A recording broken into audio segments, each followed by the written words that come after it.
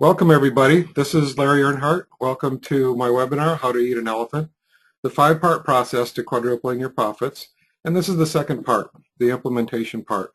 In our first part, we talked about more how this thing worked and where the 5 parts come from and how the profits how they compose profits. So what we want to do is look at the complexity of profits and what goes into it, and how to make it into something that's actually easy to deal with, or relatively easy to deal with. So what we're talking about is increasing your profits. What I'm saying is you're going to quadruple the cookies in your cookie jar. And throughout this, I use the cookie jar to represent the money in your wallet, the money in your checking account. What's there when revenues come in, what's left over when all the expenses are paid. So I go back to the question of looking at what your end process is. What do you want to actually happen? Do you want to have a smaller size company, a medium or moderately sized company, or a larger company? And what you do, how you manage that, makes a difference in how you proceed to generate those levels of income. So if you want a $5 million company, then you're going to proceed differently than if you are fine with a $50,000 a year company. And what I'm doing here is giving you the means in order to take your business to the next level if you want to move it up into something that's earning more than where you're already at. So we'll go back, the 5 parts of profit as we talked about. First of all, it's the number of prospects, conversion rate of prospects into customers, the price, the dollars per sale, and the number of sales per customer, or repeat sales, and the profit margin. And when you multiply all those numbers together, you get profit, which is the money that's left in your pocket when all the expenses are paid. So a quick example, if I'm earning $25,000 in profit, and assuming my profit margin is 50%, assuming that there's no repeat business, I just make one sale and the customer doesn't come back, that I have a $100 price for my product, and I'm converting half of the prospects into customers. So what I end up with, calculating things backwards, is if I have a $25,000 profit, I will earn $50,000 in revenues to generate that. I will have to have 500 customers spending on average $100 each, and I'll end up with 1,000 prospective customers in order to generate that $50,000 in revenues. Now, if I'm going to talk about quadrupling the profits, then $100,000 in profits means I need to earn $200,000 in revenues. And under the same conditions, I'll need to have 2,000 customers and 4,000 prospective customers. And to me, that's a pretty large bite to swallow, all in one go. So what we're talking about is trying to make this into smaller bites. And instead of generating 4,000 prospects, what if we take each one of these components and add 10% to them? So we're going to add 10% to the number of prospects, improve the conversion rate by 10%, improve the price by 10%, get 10% more repeat sales, and then we'll increase the profit margin by 10%. If we do that once, your profit increases by a factor of 1.4. If we do this again, and first of all, what that means is you now have 1,100 prospects, your conversion rate is 55%, your price is $110, you've got 1.1 repeat sale, and your profit margin is 55%. So if we do it again, profits have doubled. If we do it another time, add 10% more, profits have tripled. And then finally, one last time, we calculate this through, and our profits have increased over 4.5 times. So we've gone from $25,000 in profit in the money that's in your pocket to over $100,000. And we're doing it in bites, in increments. We can even look at this as a quarterly process over a year's time to do this. So our 5 parts of profit, again, number of prospects, conversion from prospects to customers, the price we sell our product at, the number of times people come back to visit us and buy, and then the profit margin. So let's start with prospects. Let's start with prospecting. The 5 parts of profit: generate, and take it down into prospects. So first, let's talk about your sales funnel. It's called a funnel because at each stage you you take the number down pretty dramatically, down from the stage above it down to a smaller amount and then smaller amount as you go. So it's got a funnel shape. So we have the term suspects, and the suspects would be your potential customer base. How many people are out there? How many people are in the world who might want to buy your product? Now, if you're in the business of selling left-handed monkey wrenches, then your potential customer base would probably not include right-handed people, although it could include right-handed people who have a left-handed partner or friend that they might want to give a gift for. Your prospects, what we're talking about here, are people who've heard about you or your business. They, through your marketing efforts, through other people, through whatever means, they know about your business, but they're not really quite ready to actually buy something. In the process of taking prospects into customers, you want to generate some interest, and you're going to convert prospects into leads. So people are getting ready to buy, people who have an interest in your product, people who may have decided they don't like your competitor's product. And these are the people that imminently or hopefully will become your customers. And your customers are people who have already bought from you. So when we're doing prospecting, what we're doing is we're turning suspects into prospects through marketing activities and branding activities. We want to get our name out there. We want to get people to know who we are, and that's marketing. So who would your prospects be? You don't want to have too large of a list, or you're going to spend tons of money and time marketing to people who have no interest in your product. If you make the list too small, then you're going to have you're not going to reach people who potentially could be very, very lucrative for your business. So you have to think fairly clearly about who you want to sell your product to. So in terms of marketing, marketing is touching people as many times and in as many ways as you can. So the more times you can touch somebody through whatever marketing method it is, and in the more ways you can do it. So your marketing message may come out through TV, it may come out through flyers, it may come out through social media, it may just be networking or just people you talk to. It may be through referrals from people talking about your business for you. It's also put in terms of top-of-mind awareness. TOMA is a marketingese acronym, which means when it's time for the customer to actually purchase the product, that product is the first thing that pops into their mind. It's your product. So if we look at the different kinds of marketing and kinds of branding, there's two. Push marketing, which is traditional outbound marketing. That's where the company is sending the message out to the customer and telling you, you need to come and buy my product. You need to come and buy my product. And this is what we see on TV and in radio and newspaper advertising all the time. And the other is pull marketing. And that's where you want to entice somebody to come and learn more about you. So again, push marketing is traditional. Print, TV, radio, it thrives on interruption and repetition. So the more often you hear it, and a lot of times it's through one medium, or it may be through two media. So Walmart may have TV ads and they may have flyers.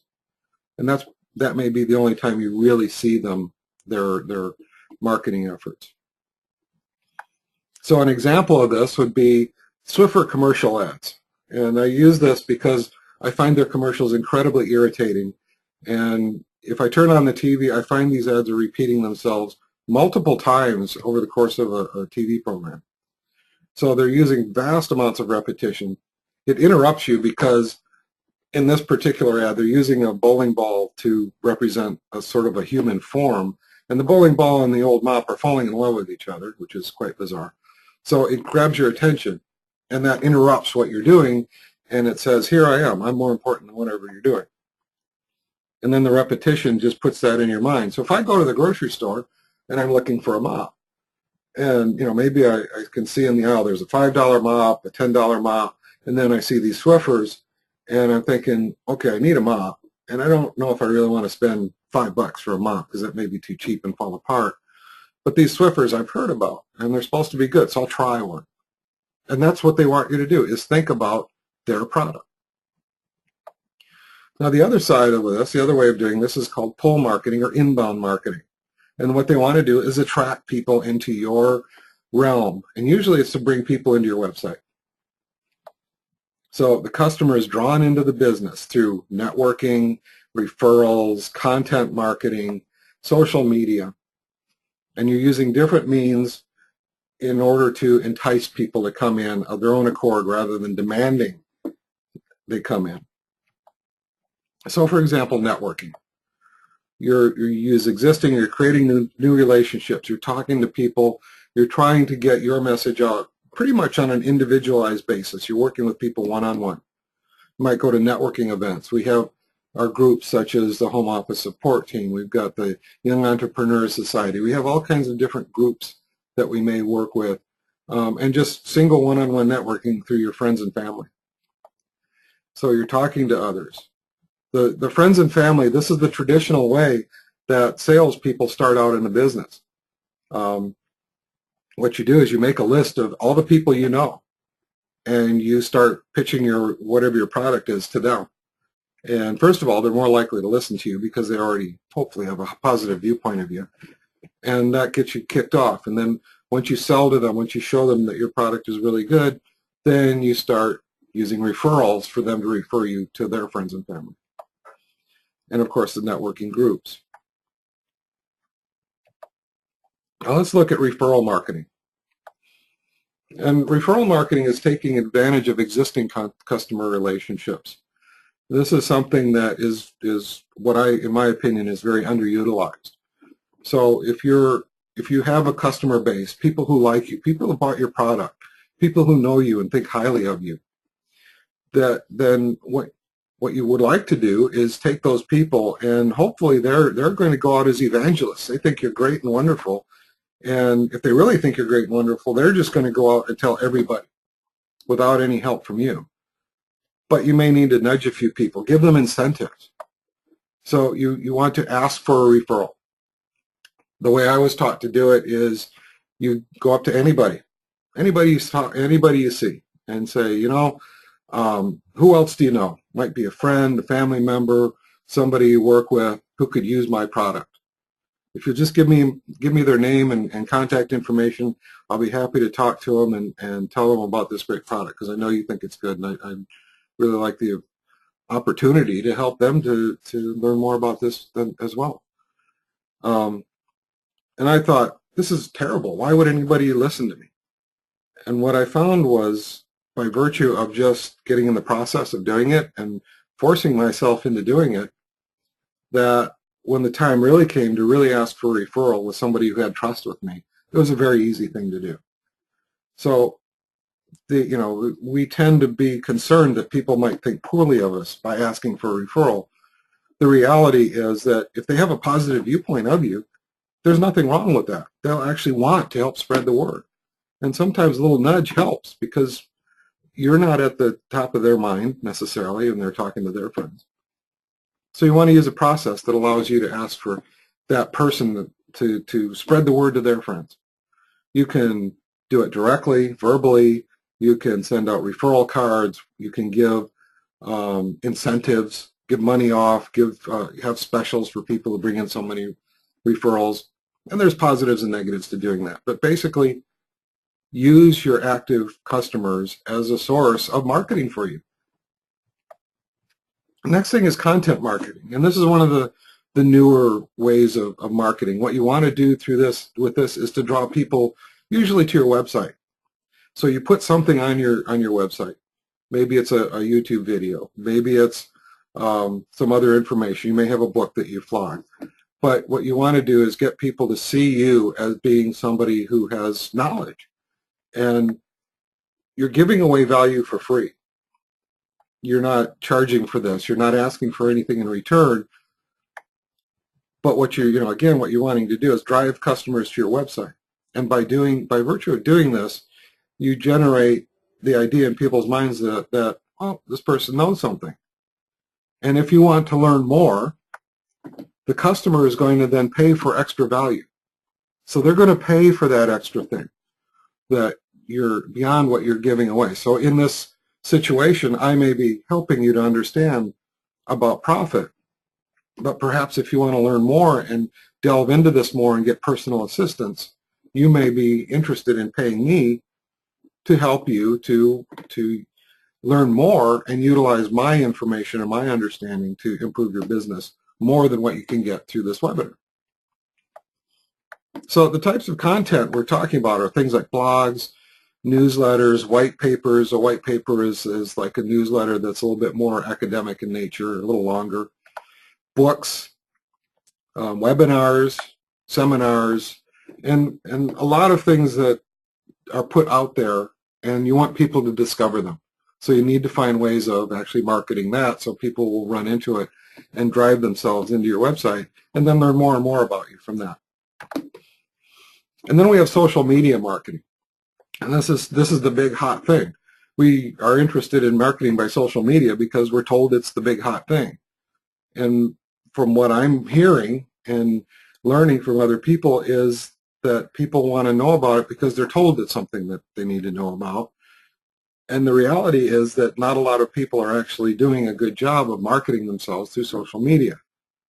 So it's something that, it's what I call mass customization, where what this term means is that you're trying to talk to a lot of people because it's a mass thing. You can talk to thousands or even millions of people if it's done properly, but you're doing it in a way that makes it seem personalized to each individual. And by doing this, by going about this a certain way, you can start personalizing your message and make people feel like you're talking directly to them, but you're talking to a whole bunch of people.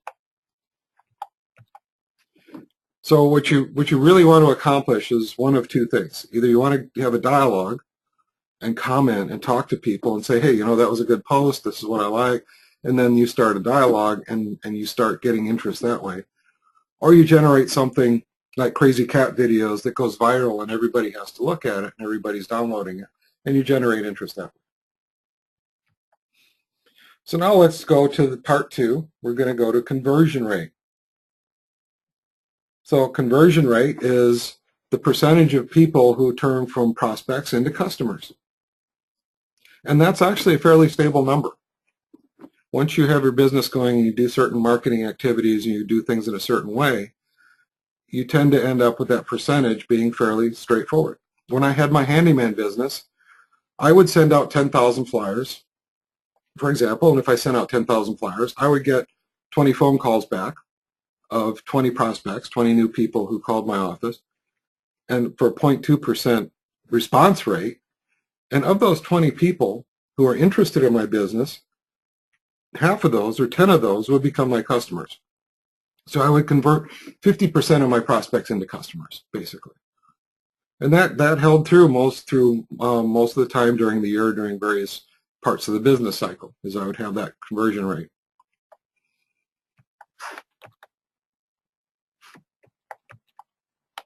So I seem to have,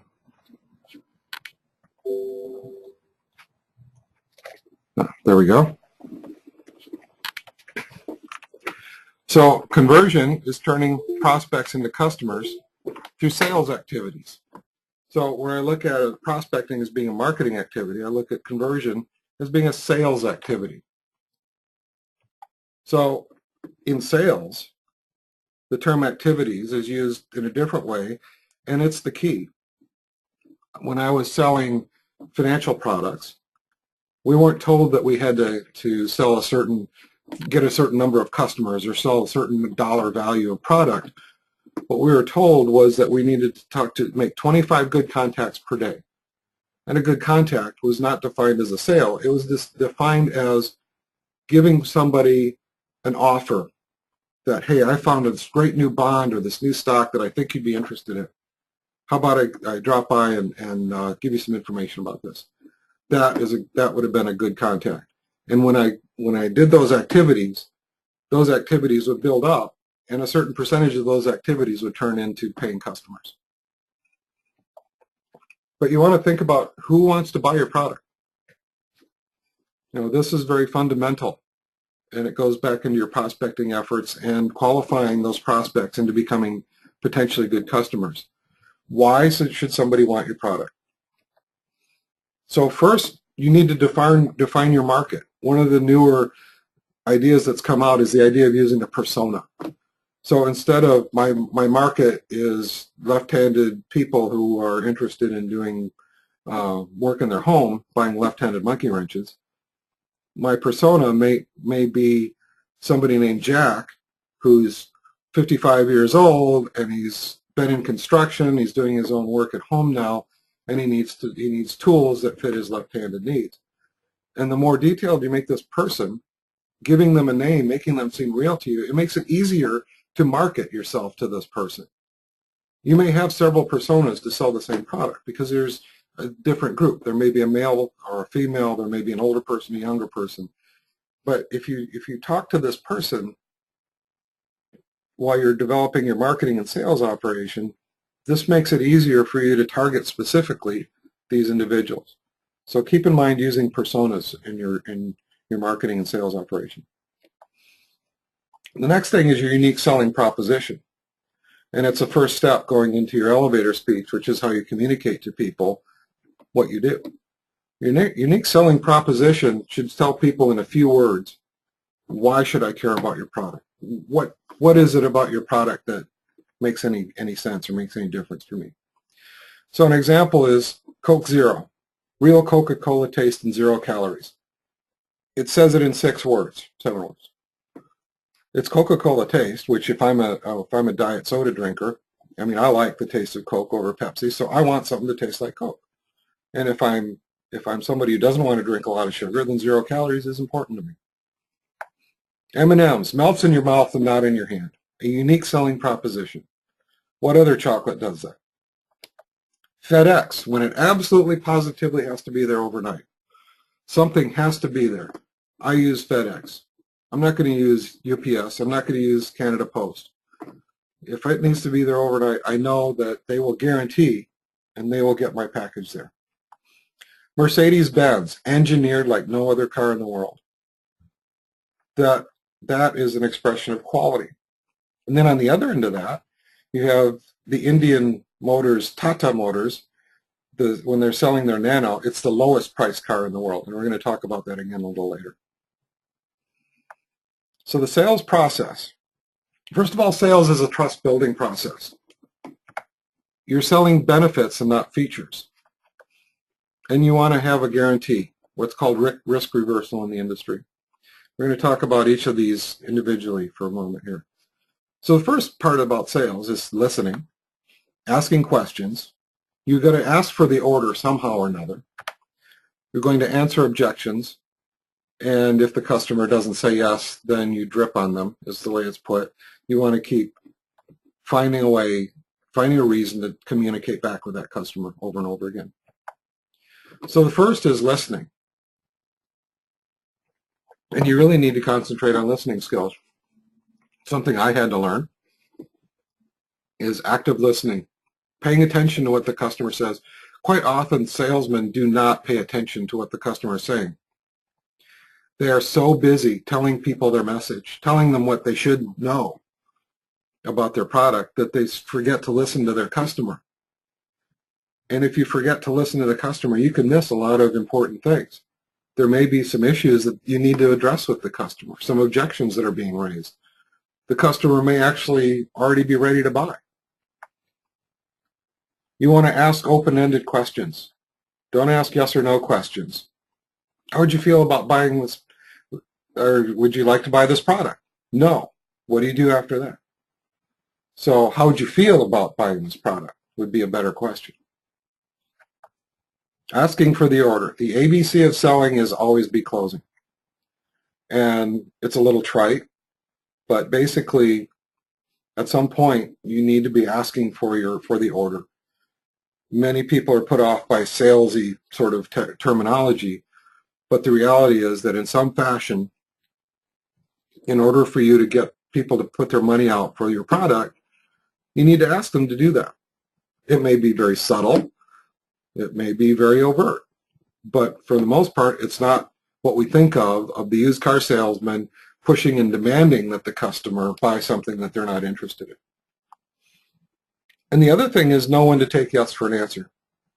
I've run into this fairly recently. I was talking to somebody about buying a product. It was something that cost about $500 a month, so it's a fairly significant deal. And I had gone into my discussion with them. I knew that we were already going to purchase this.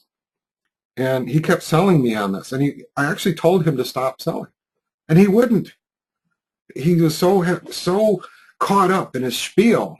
I mean, I almost walked away from the order just because I was tired of listening to him talk. So this is part of that listening, and the act of listening is be aware of the signs, what we call the buying signs. When people start nodding their heads, when they lean forward, when they're starting to ask about the after-sale things, those are the signs that they're ready for you to ask for the order. And it never hurts to give it a trial. You know, maybe they haven't given you the sign, but you can move things forward by saying, well, you know, why don't we go ahead and write things up now? Are you ready to just go ahead? Let's just go ahead. If they say, well, I don't know, at least you're bringing out some of the objections, because that is the next part that we talk about. And people will object. The first thing that they usually say is, well, it's too expensive. I hope you have an answer for that, because if you don't, then you're done. And basically, it's polite persistence.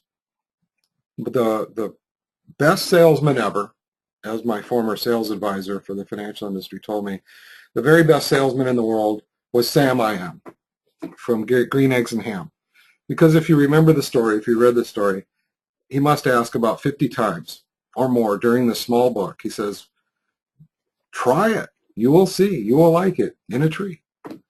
And the Cat in the Hat keeps saying, no, no, no, no. But he keeps coming back. He has an answer for every objection. Until finally, at the very end, just to get rid of him, the Cat in the Hat says, okay, I'll try it. And he tried it, and he actually liked it. Now, what Sam did is he did not sell, what Sam I Am did is he did not sell the Cat in the Hat something he didn't want. He was able to generate an unknown need in the cat.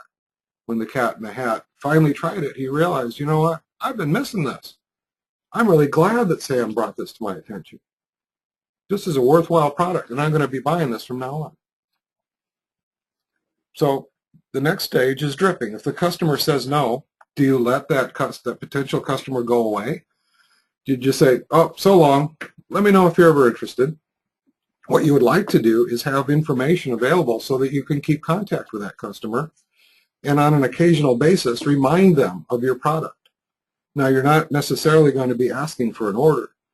You're just simply reminding them. Maybe you're doing some content marketing where you're sending them something of value, or trying to, based on your conversation, maybe you know that they're interested in something, and you can give them some information about that.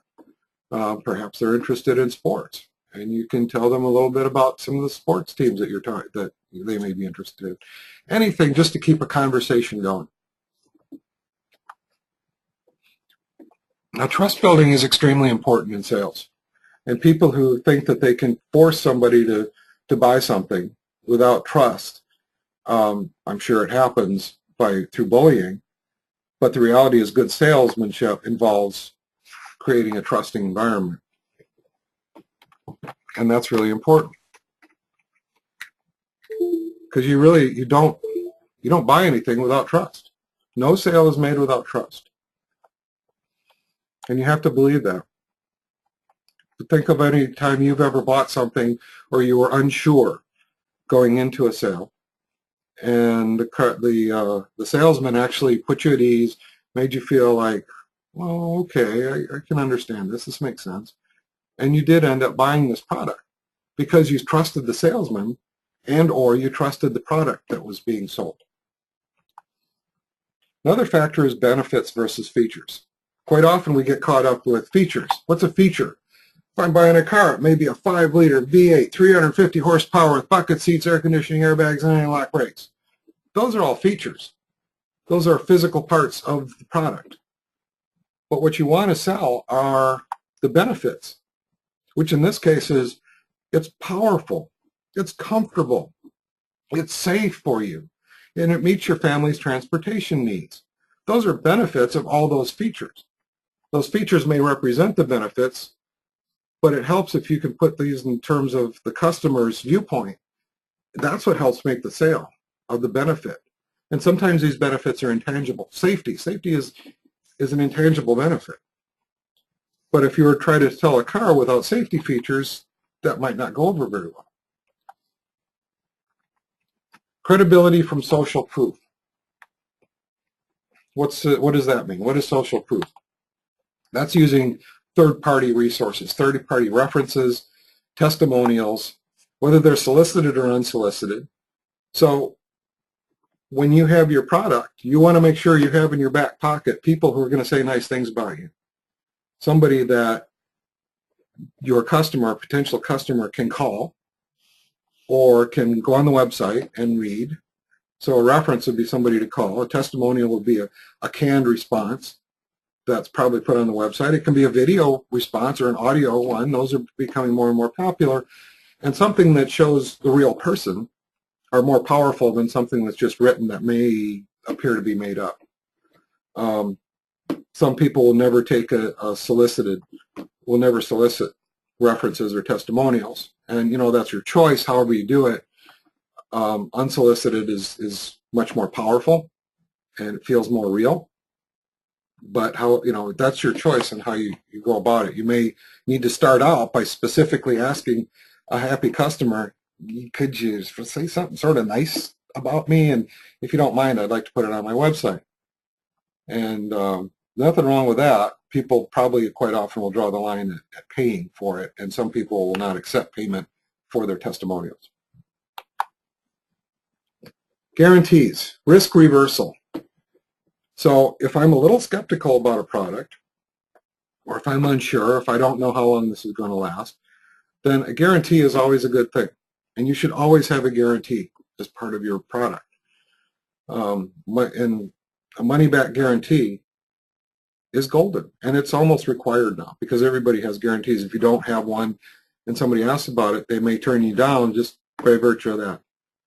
But the reality is that people generally won't even use the guarantee, even if the product goes bad. A lot of times it's too much hassle. Oh, I'm not going to worry about it, so what? Unless it's a high-profile item, a high-cost item, then it's more likely to be used. But if you're very sincere in using the guarantee and treating people properly, there are some real benefits to be gained by dealing with everybody in an up-and-up manner. So now let's look about price. Look at price. Price, how much you sell your product for. So the dollars per sale. It may be more than a price tag on an item, because if you are like a grocery store where you have a basket of goods, you can have a bunch of different prices, but they'll average out to one price, one sale per customer. Now, a lot of times when people raise objections, the first objection they raise is on price. So quite often as solopreneurs or entrepreneurs especially, we're very tempted to cut our prices in order to make the sale. And I've certainly been in that position. I've done it.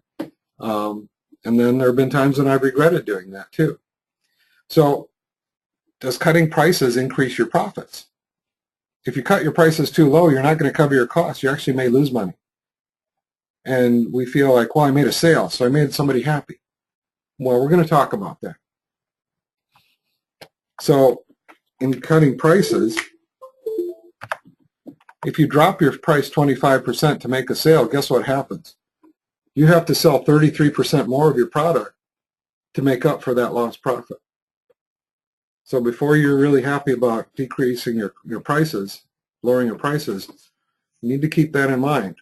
It takes a lot more to make up for the lost profit than it does in reducing your price.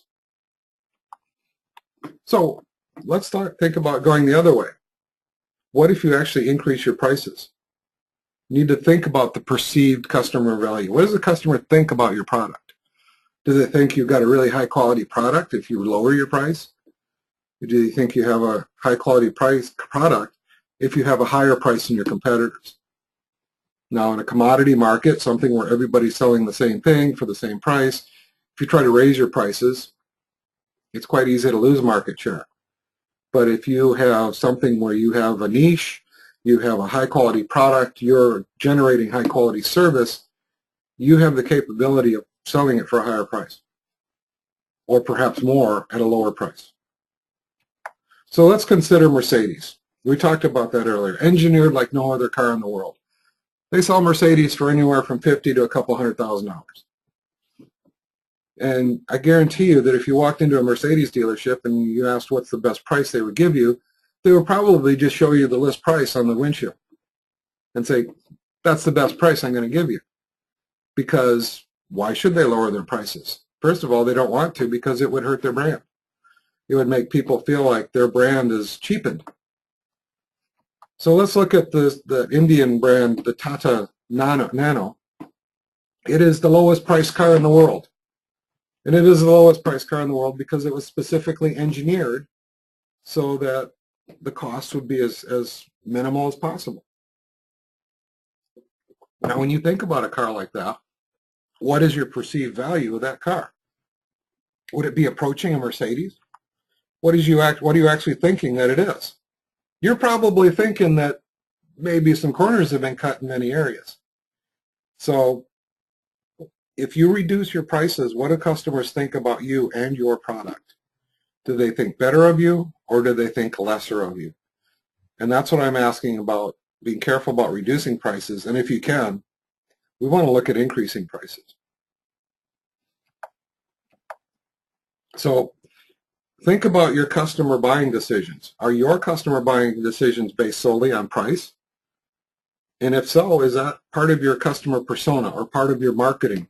You know, if you're the low price leader, that's fine. If you're the Walmart of your industry, that's okay. That's your choice. But you're dealing in pennies here. I mean, grocery stores' profit margins are 3 to 4%. And they're in competition with all the other grocery stores, and people will go from one market to another to save a few cents on the price of beef. Say, is that the kind of business that you want to have? If it is, you know, that's your choice. If you have a business where people are basing their decisions on your value, price falls out of the picture. You can charge pretty much whatever you want up to a certain point. So you need to hold fast when people are suggesting that you lower your price. And in reality, think about those people. If they're harassing you so much about price and not worrying about the quality, what are they like when they're actually a customer? I ran into that in my handyman business. I would have people who are so worried about price that they didn't care about the quality of the product, except they were the worst complainers about the quality. If a nail was in wrong or something, everything had to be fixed right. But the reality was they weren't paying for a high-quality product, really. Not that we would have given them a low-quality product, but there is a, you know, those are the kind of customers that in reality cut them loose, charge more money, make them not want your product, and then they'll go bother someone else. Now it's time to go to repeat business. We're up to part 4. So let's look at repeat sales. We want to bring in customers more than once. Why do we care? Why would we want to bring in customers more than once? First of all, repeat customers spend 33% more than new customers. Referrals among repeat customers are twice as great as non-customers. It costs 6 times more to sell something to a prospect than to sell that same thing to a customer. 6 times. And 68% of customers won't come back if they don't feel appreciated. Think about that. First of all, it costs more to bring in a new customer than it does to keep an existing customer. Then the other thing is that, well, I don't want to bother this person. I don't want to keep bugging them about coming back. Well, the reality is that if somebody actually likes you and likes your product, it's okay. They probably actually want to hear from you. They'd like to feel appreciated. They'd like to feel like you care about them. So again, there's nothing wrong with gentle contact and remind people. And if you find ways of making customers feel appreciated, they are much more likely to return. So 4 steps in repeat business. We've got superb customer service, loyalty programs, contact, and consistency. Superb customer service. 90% of businesses say they practice it. 10% of their customers agree with them. So if you're saying that you give great customer service, you might want to take a little look at yourself. Look at your business. Do some surveys. Talk to your employees if you have any. Find out from people how they really feel about your service. because you may be thinking you're doing things right, and you may be missing the boat. And that may be one of the big reasons why people aren't coming back to see you. The way I used to tell my craftsmen, or what I used to say to them when they walked in the doors, how have you delighted your customers today? Not just satisfied your customers, how have you delighted your customers today? And if you can delight your customers, you will get repeat business. Superb customer service is based on how you respond to inquiries, how you respond to complaints, how your staff is trained to manage those things, the use of scripts, and something called lagniappe. So loyalty programs, oops, let me go back. So inquiries is when somebody calls you up, sends you an email, asks about your product. How do you respond to an email? How quickly do you respond? Do you respond immediately, or do you wait for a week? If you're waiting for a week, that person's already gone to your competitor, and they're not coming back. You have a very short window there. How you respond to complaints, it can have a huge impact on your business. Because if you handle complaints well, amazingly enough, what you can generate is not just somebody who's satisfied, but you can actually generate a lifelong customer by managing a complaint properly than if there had been nothing wrong at all. And those are the people who become advocates for your business. So treat complaints not as a problem, but treat them as an opportunity. I know it's trite, but treat it as an opportunity. And dive into complaints. And don't let them go unsatisfied. Doesn't mean that you have to always agree with the customer. It means that you need to deal with them with dignity and respect. It means that you need to take them seriously, and you need to try to resolve what the real issue is. Now, staff training, that's for you and or your employees, if you have any. You need to make sure that you and your staff know how to manage your office, know how to manage handling customers. And by use of scripts, when I had my handyman business, we had 7 major scripts, which dealt with all the things that we are likely to come in contact with. We had a very large one on complaints that was like a decision tree. The customer said one thing, they went one way. If they said another thing, they went another way, until we got to the very end and tried to solve the problem. I can say that although people don't like the idea of scripts, I found that it was very, very useful. And when I got lazy and I didn't pull my script book out, I would invariably forget part of what my message was. I would invariably stumble over what I was saying, and I would sound like an idiot. So I can strongly recommend the use of scripts when you're on the phone to people talking from home or from an office or whatever. And then the final thing is lagniappe, and it literally means something a little extra. It's something I learned of in the when I was in the South, especially in the restaurants in the South in the U.S. It's that 13th donut that the baker used to give for free. So it should be something unexpected and something that leaves the customer with a really positive attitude about you. So think about that. How can I delight my customer? What extra thing can I do to make my customer feel extraordinarily happy about me? So loyalty programs, the coffee card, reward people for loyalty. People like the idea of something to look forward to. They like the anticipation. If you have a product that they like and they want to keep coming back to it, show the customer a little good, good cheer there, and you give them the reward card, give them something off, give them a free whatever, and it creates an even stronger bond. It really works. And another aspect of doing this is when you sign somebody up, find a reason to give them an extra stamp or two. By doing early completion on this, you generate an even stronger bond there, and it has a very positive effect on these loyalty programs. So if you can set up a loyalty program to generate repeat business, you want people coming to you. You don't want them going to your competitor. So find a way to keep them doing that. I actually go to Petrocan, and I use my Petrocan card for all my gas purchases. And the funny thing is that I've lost my my web address to it, my login password. I can't access my points, but yet I still do the loyalty one. I don't know why, but I do. Okay, contacting customers. First of all, you need to have some way of managing your customer relationships. It can be a ledger, it can be handwritten, it can be email. I mean, it can be a computer program, an Excel spreadsheet, or a full-blown database thing. But you need to keep track of how often you keep contact with people. So one way of doing this is thank you notes, handwritten thank you notes. Swear by them, do it. When you meet somebody new, or if they bought something, send them a handwritten thank you note. Nobody does it anymore, and it really generates goodwill.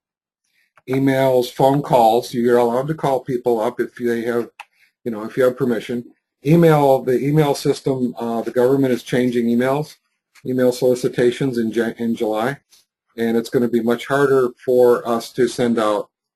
It's going to be illegal to send out unsolicited emails for marketing purposes, and you have to be able to document the solicitations.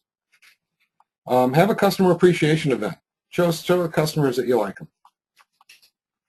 You can have specials, 2-for-1 special. Have a special Wednesday. Have people come in. They get 10% off. The grocery store has Seniors Tuesdays, I believe it is. So you get some money off. And it really encourages people to come in at a time when the business is a little slow, too. Another thing that I find that I really wish people would do more of, especially doctor's offices, is things like appointment reminders. If you have a business that requires an appointment, send out a reminder. My family doctor used to abhor the idea of sending out appointment reminders, and I missed a couple of appointments, even though I would calendarize them and all that stuff. My dentist, on the other hand, actually will send texts, and I have to respond to the text. Well, they ask that I respond to the text and verify that I'm aware of the appointment. With my handyman business, I expected the craftsman to call the customer 20 minutes before they were coming over to make sure that the customer couldn't disappear on them, which they would. If you called them the night before, quite often, you'd find the customers had still forgotten about their appointment the next day.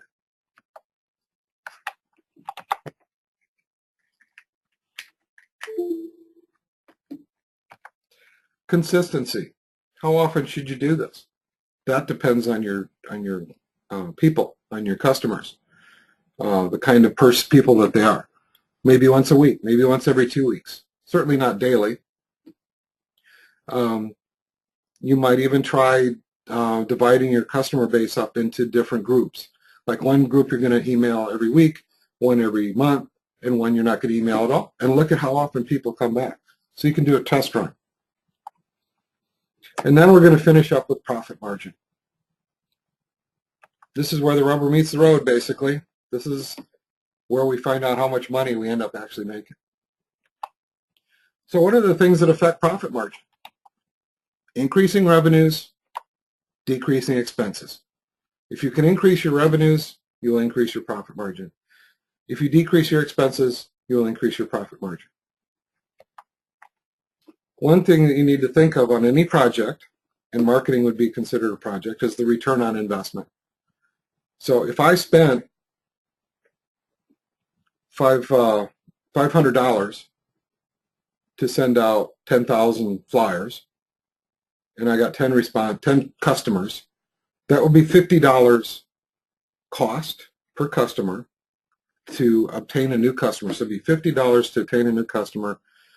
And if my average, which was my average revenues, were $500. So my return on the investment was tenfold, was 10 to 1, as far as revenues go. If your return on the investment is negative, then you really, really should not be doing that marketing effort. So you should look at all your marketing and make sure that you separate it and can track the costs of each kind. Things that you're doing for free, what is the time cost to you? What is your time worth? And you should look at things like, if you're doing social media, how much time are you spending with social media versus the response rate for that? Track your marketing efforts. Track your individual marketing efforts and look at how much you're getting back What's the target return on investment for your industry? So I have a little graph here. And think about what happens to profit margin if your expenses stay the same, but your revenues rise. And this is what we're talking about here. So the blue bars are expenses, and our blue bars, expenses, are staying the same. Okay, we're starting out with a 50% profit margin. Now, since we're talking about quadrupling our profits here, we're assuming that expenses are staying the same. They may or may not, but let's just assume that. And if we're going up and we're quadrupling the profits, up from $50,000 to $200,000, look what happens automatically to the profit margin. The profit margin is going up as well. It's starting out at 50%, and it's going up to 80% or close to 80%. And this is without doing anything to change your expenses. So this actually falls out just by doing these activities.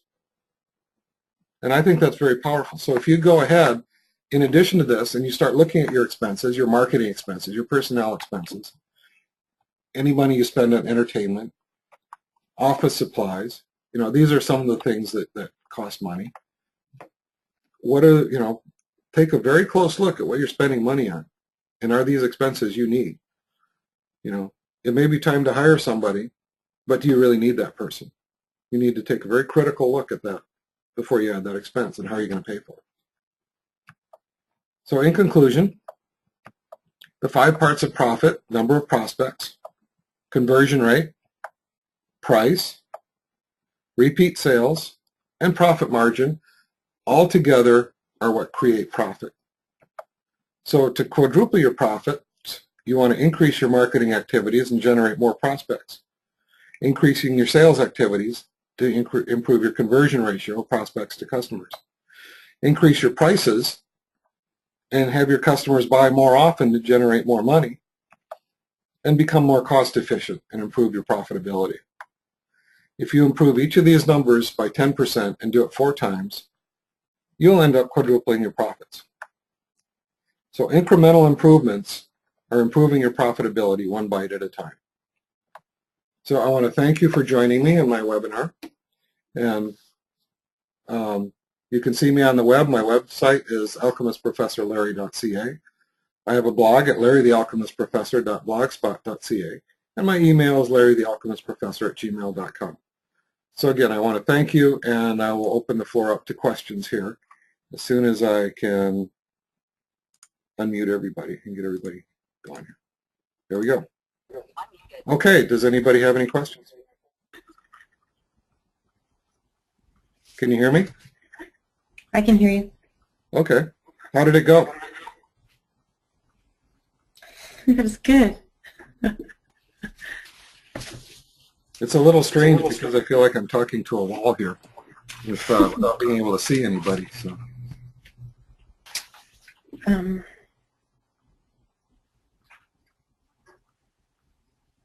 let's over here. So Luann, did you have anything? Well, I was just sitting here and thinking to myself, yeah, we can look at increasing the number of prospects, and it strikes me that the piece that really needs a close attention is, once you've got those prospects out there, there needs to be something that actually takes them farther down. Like, how do we move them from being a prospect to a lead, for example? And what steps are in there? And once you've got the lead, well, once you know that person is a lead, then there obviously need to be some really definite steps to do that sale. What is it that you're doing to move to that next step? So obviously we need to have certain steps that we take in as we move people from one to the next stage in the funnel. Yeah. Well, that's where I'm calling the sales activities. So you want to take your prospects and improve the conversion rate. And so whatever activities you do, it may be improving your sales skills, it may be improving how you relate to your customers, it may be as simple as setting up or working with referrals, or there are a number of things that you can be doing as far as your sales activities. And so when I had my handyman business, I did certain things to market myself. And basically the process of sending the craftsman out, and he would do a write-up, he would talk to the customer. That process generated a 50% closing rate, because the craftsmen were actually my salesmen, and they were doing the closing. So if I were to work at improving their techniques, and sometimes just showing up on time and things like that, those are activities which would improve that conversion rate. Yeah, and it's I mean, when we talk about the all the parts, like I guess we all have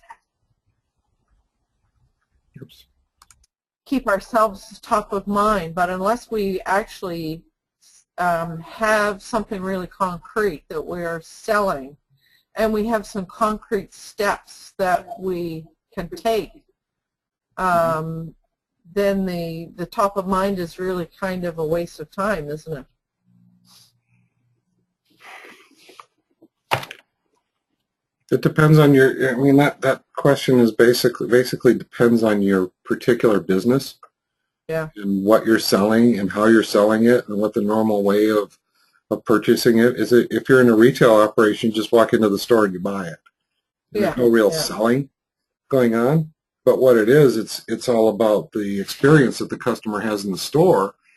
And if you have a staff that's lazy and inattentive and talking on the phone and chewing gum, then you'll lose sales without any type of real sales activities, just because the atmosphere is inappropriate. If you're selling cars, then there's certain activities you need to do to keep people's interest. I think many car dealerships have realized that they can't use the old tactics, at least not appear to be using the old hard sell tactics. So they have a little different salesmanship. I helped my girlfriend buy a car, and the salesman very much acknowledged the role of the car salesman, and he claimed that he was very much above board, and that his price is the best price he could find, and so on. And he gave us the opportunity to walk away, and he did it in a way that made it appear that he wasn't really manipulating us, the way you come to expect a car salesman to be.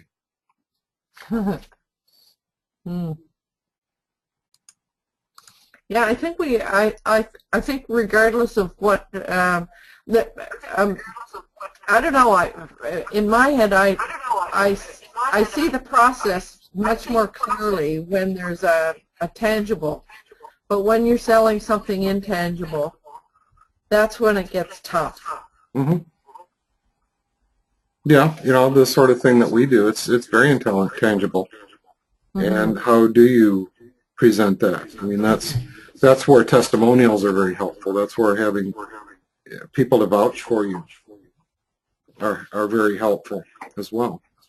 So you need to have your referrals set up for that. So looking forward to your presentation at Host on getting more referrals. Yeah. I think that'll be a topic of great interest. Yeah, I was on the site. I saw that there's 22 people signed up already. So. Right. Yeah. So are there other questions? Well, I have a comment, actually. It's Sonia. Yeah, hey, Sonia. So about the email comment that you made, we won't be able to mass advertise. You were saying something like that. And I actually do have a sale right now. Mm-hmm. And I haven't done very many mail merges, and I was trying to figure that out today, because I have a database of clients and I wanted to mail merge an email to them all announcing this contest that we have right now for a freebie. And I couldn't figure it out, but I guess if I'm going to do that, I better do it soon, or I won't be able to do it anymore. Yeah. So, yeah, that's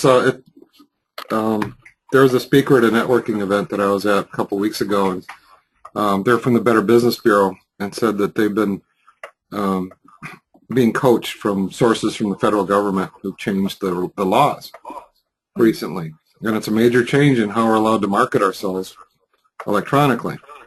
Wow. Basically, we have to be able to show that we're not soliciting names and that we have permission to send advertising information to our contacts, and we have to maintain that.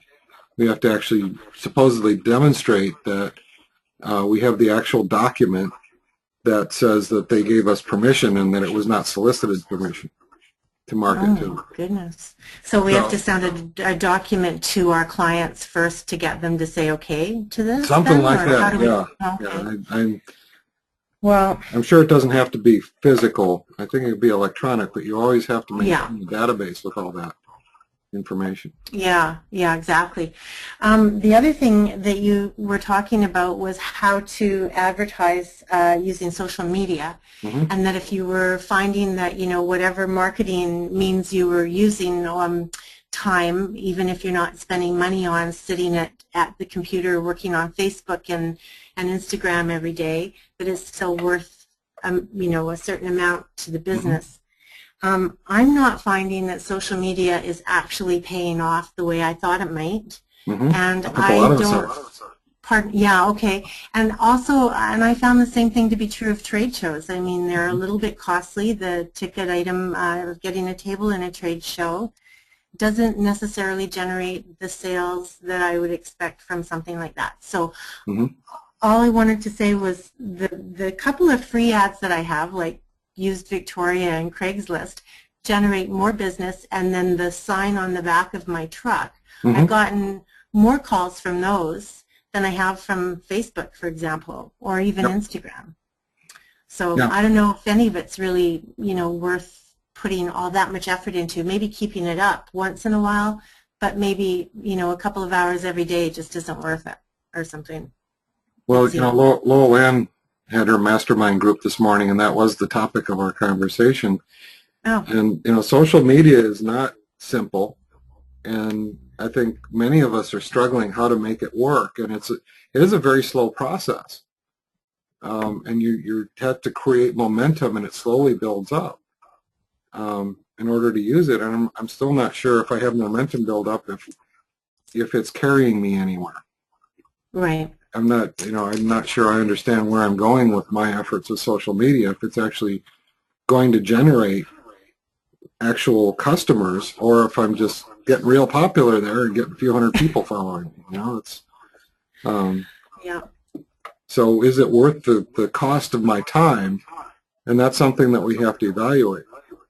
So for you, figuring out what actually works best and trying to do more of that is probably your best bet. Those three items sound like they're working well for you, and then maybe other things, there may be some other areas along the same lines that might work for you as well. Right, exactly. So good to know. Because it sounds like we have in order to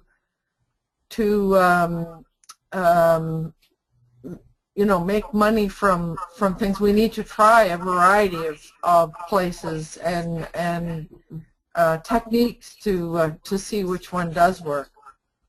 Right, exactly. Yeah, I think that's part of it, is to try different things. Yeah. And try to maybe make an order of this is what I'd like to do this time, and rank them and just go through them. Don't try to do everything all at once.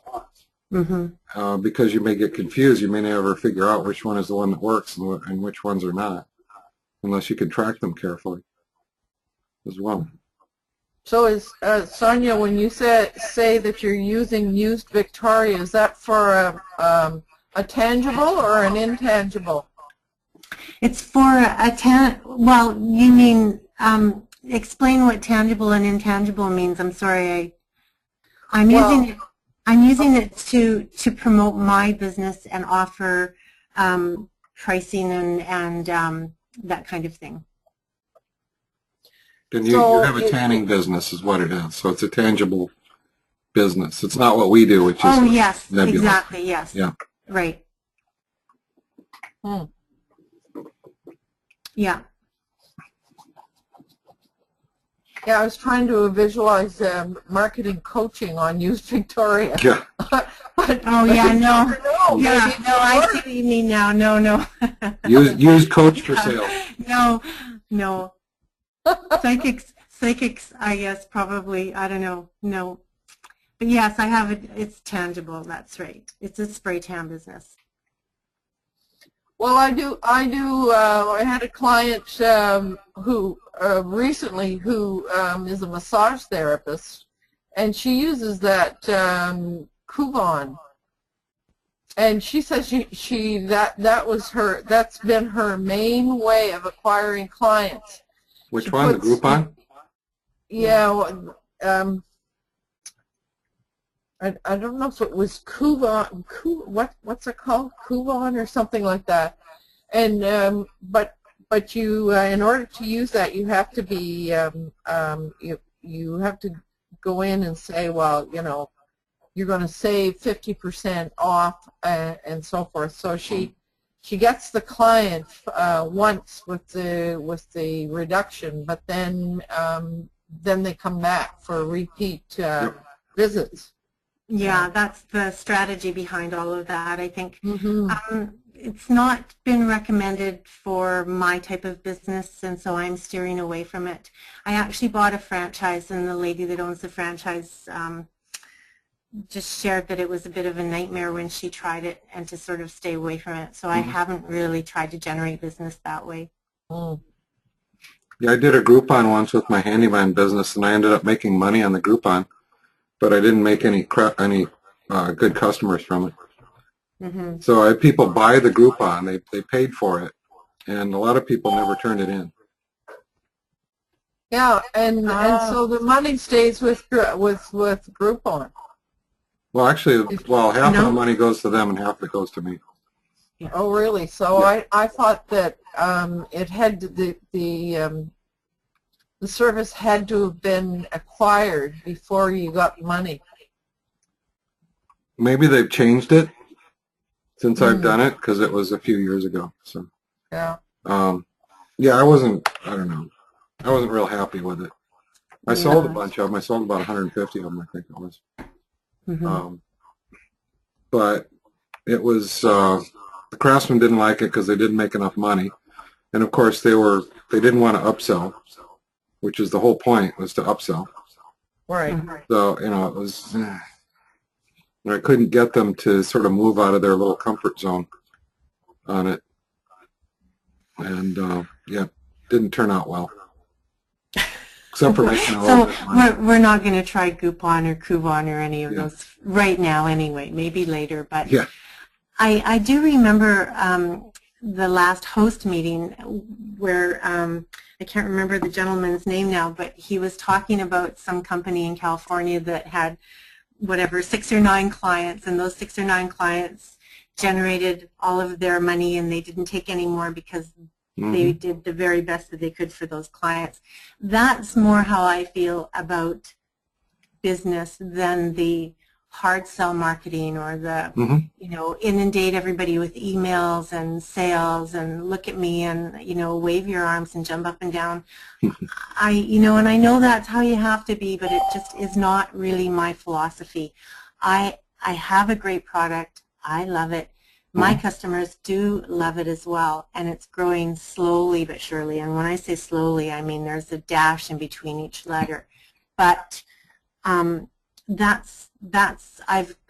come to decide that is how I like it. And if it grows slowly like that, the people that will know about the product will actually love it and stay with me for the long haul.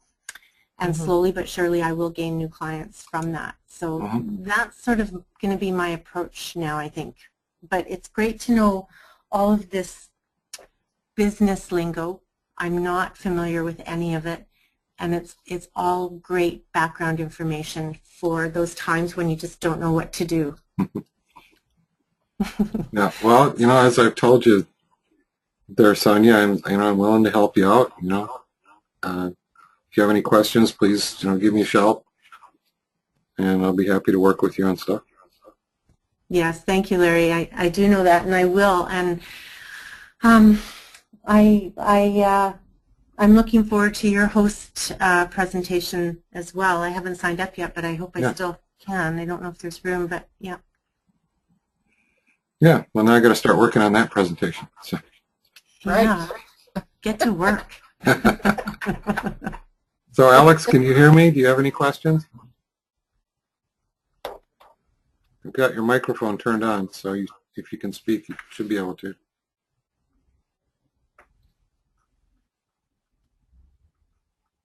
No, maybe she's still having microphone problems. So is there anything else we want to talk about then tonight? Or is that good enough for now? That's good for me, thanks. Great. Well, I'd be interested in hearing what this permission email thing is. I haven't heard about this. Mm-hmm.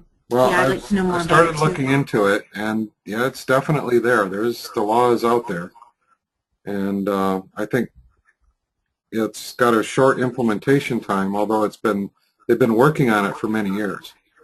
I think it was announced in December or January that it's coming out. So it hasn't been publicized very much yet.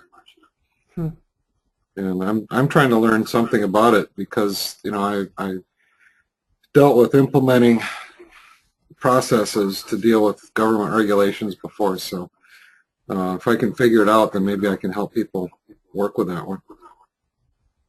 So regarding that then, would that include newsletters or just email? Like, I mean, it's a solicitation. Something that would be a solicitation. Okay. So I'm not sure if a newsletter counts as that, but if there's I believe that if there's a request or a request to buy in there in some fashion, then that would come under it. Mm-hmm. But I don't know enough about it myself. I'm still trying to learn. Mm-hmm. All right. Thank you. Okay, well, with time that, to go make supper. Yeah, with that, I'm going to go ahead and stop the recording and turn off our little webinar here. And I do appreciate you guys showing up and your questions and comments. And I hope to be doing some more of these over time and actually generate a whole series of these in various aspects of business. So. Great. Thank you, Larry. Okay, thanks. And with that, Good night, everyone. Wish you a good night. You too. Good night. Good night.